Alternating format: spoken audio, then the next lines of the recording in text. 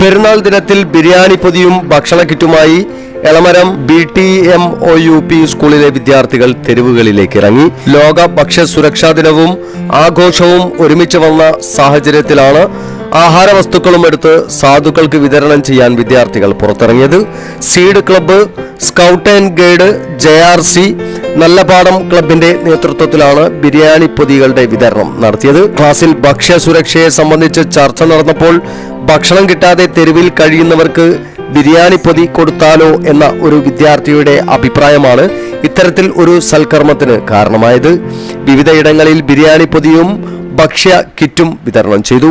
പൊൻപറക്കുന്ന് വഴിയോരത്ത് താമസിക്കുന്ന സർക്കസ് അഭ്യാസി മുത്തു, ഭാര്യ നിത്യ എന്നിവരുടെ കുടുംബത്തിന് ഭക്ഷണം എത്തിച്ചു നൽകിയത് വിദ്യാർത്ഥികൾക്ക് വേറിട്ട അനുഭവമായി മാറി.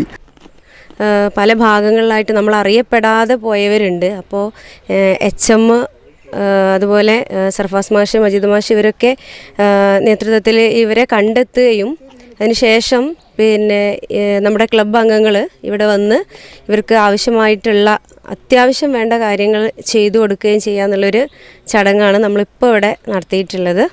അപ്പോൾ കുട്ടികൾ ഇത് മാതൃകയാക്കുക എന്നുള്ളത് മാത്രമാണ് ഇപ്പോൾ നമ്മളിത് ഉദ്ദേശിച്ചിട്ടുള്ളത്.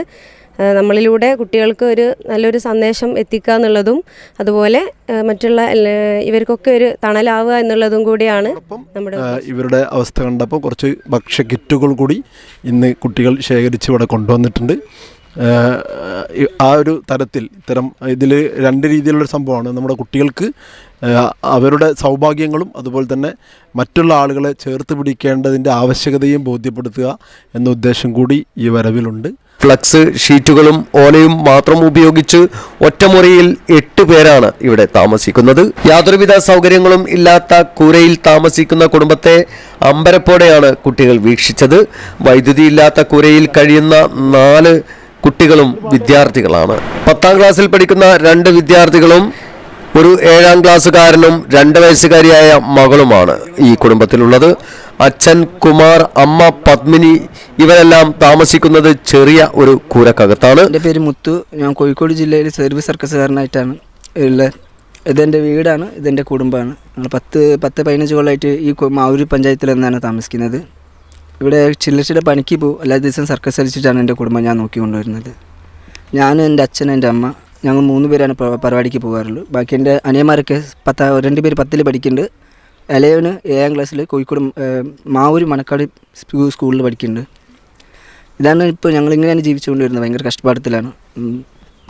നിങ്ങളെ കൊണ്ട് എന്തെങ്കിലും ഇപ്പോൾ ഞങ്ങൾക്ക് നല്ലൊരു വീട് വേണമെന്ന് ആഗ്രഹമുണ്ട്. കുട്ടികൾക്കൊക്കെ നന്നായി പഠിപ്പിക്കണമെന്ന് ആഗ്രഹമുണ്ട്.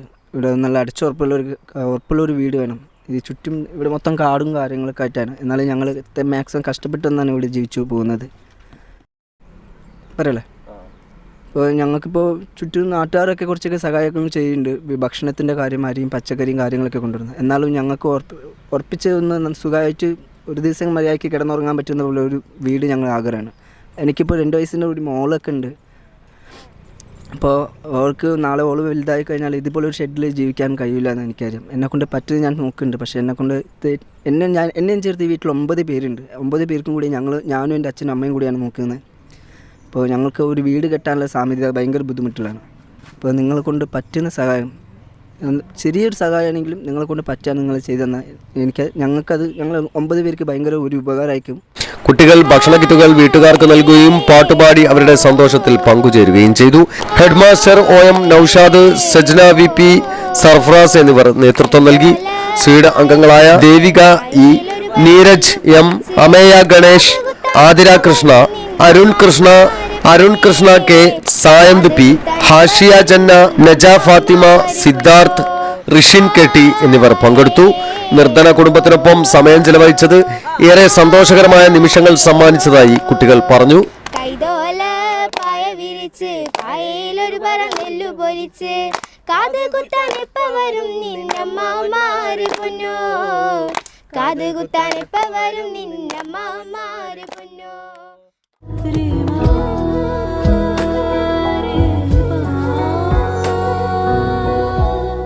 Kadodi Gold and Diamonds, Mavoor, Poovattuparamba.